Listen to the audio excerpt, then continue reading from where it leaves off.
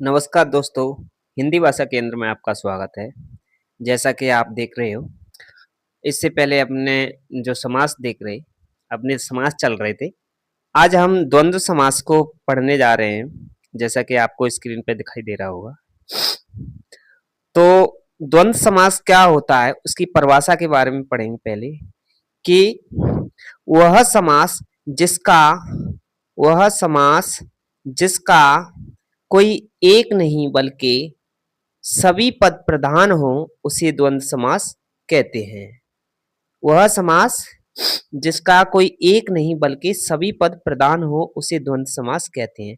अथवा दूसरी बात में ये ऐसे भी कहा जा सकता है कि वह समास जिसके सभी पद एक समान महत्व रखते हो उसे द्वंद्व समास कहते हैं।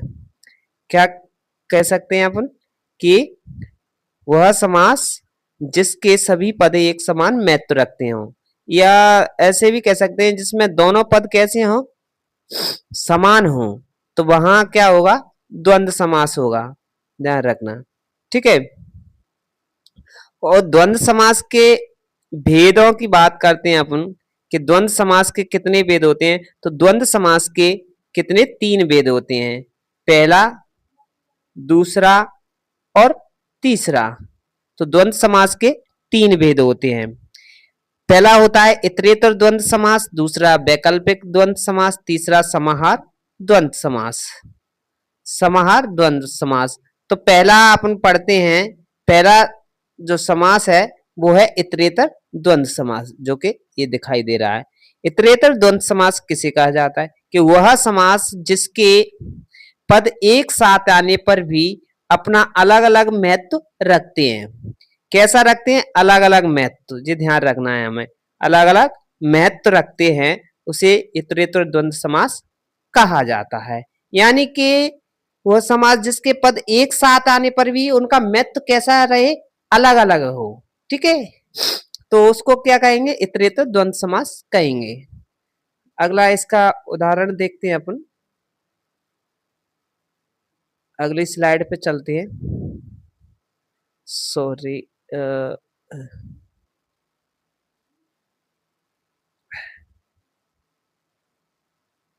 देखिए,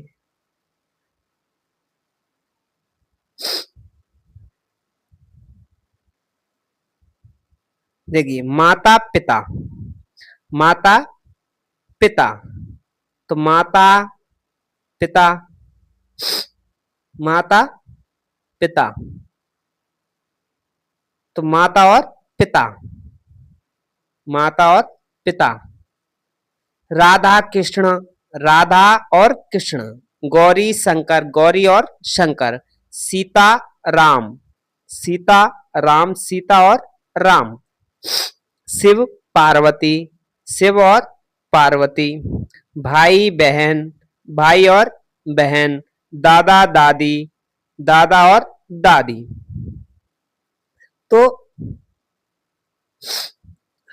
और देखते हैं, नाना नानी, नाना और नानी, ये नाना और नानी।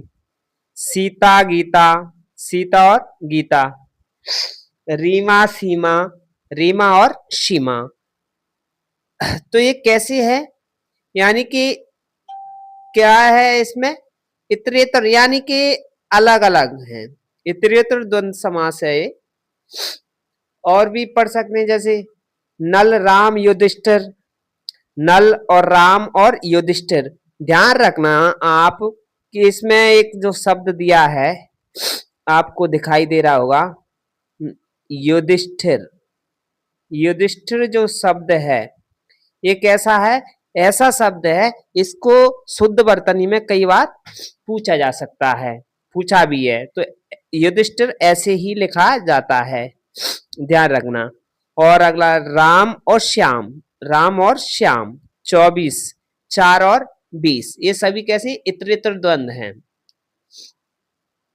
तो ये जो देखिए 24 जो शब्द दिया है, इसमें 24 शब्द एक ऐसा शब्द दिया है कि इसमें क्या है, ऐसी संख्या जो लिखने में एक किंतु बोलने में 2 प्रतीत हो। तो वो भी क्या कहलाएंगे उसमें, यानी कि इतरेतर द्वंद्व समास कहलाएगा।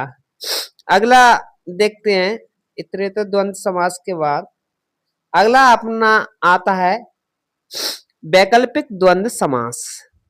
वैकल्पिक द्वंद्व समास जैसा कि आप देख रहे हो, तो वैकल्पिक द्वंद्व समास किसे कहा जाता है? वह समास जिसके पदों से विकल्प का बोध हो। विकल्प यानी कि जैसे आप एग्जाम देते हो तो उसमें विकल्प क्वेश्चन आते हैं, ठीक है, विकल्प क्वेश्चन आते हैं, तो उसमें से हम 4 ऑप्शन दिए रहते हैं, उसमें से एक को चुना जाता है, तो वो वैकल्प होते हैं। थोड़ा सा स्वास्थ्य ठीक नहीं है आज मेरा।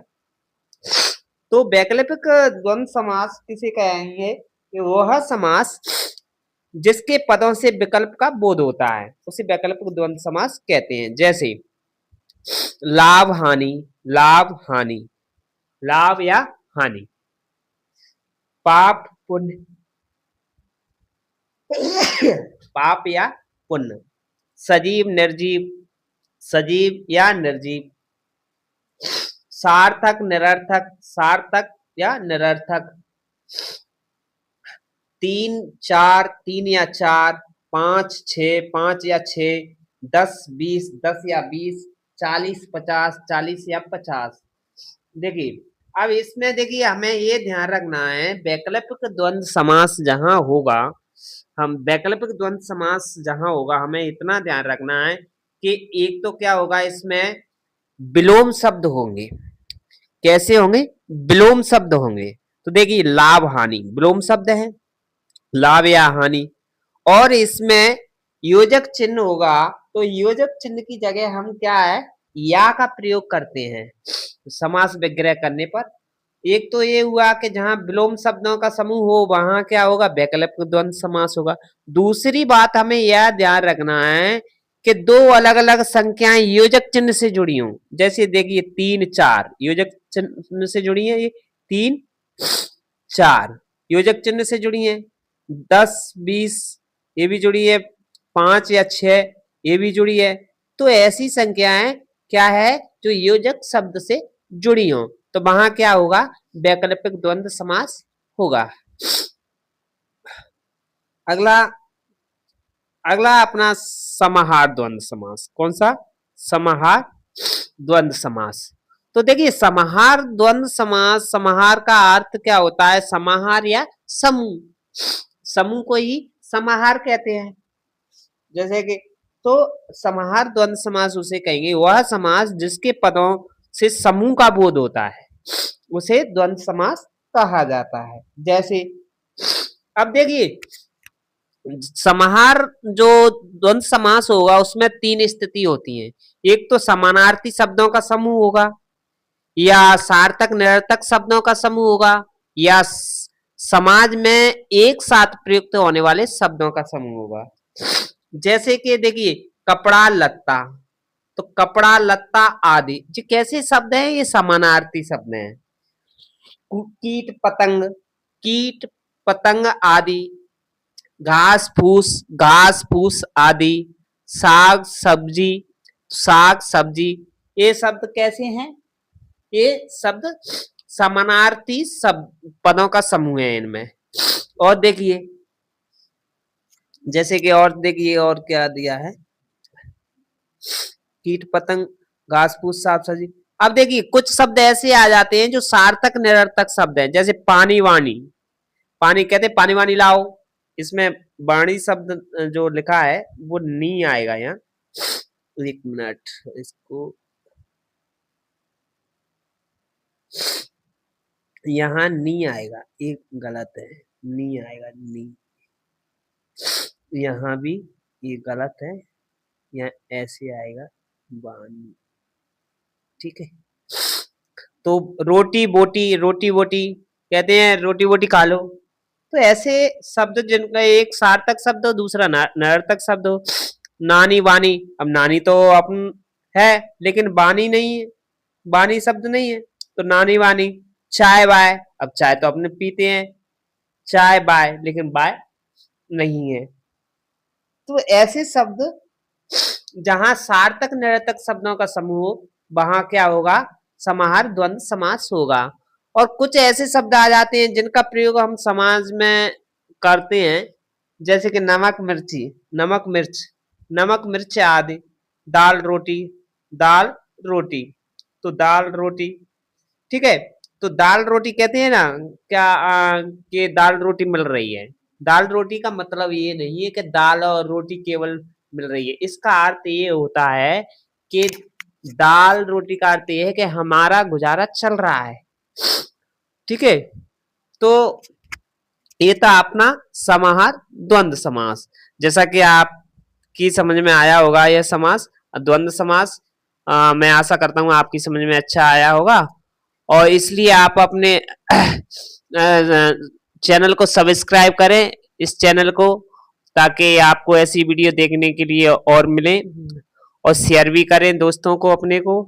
धन्यवाद।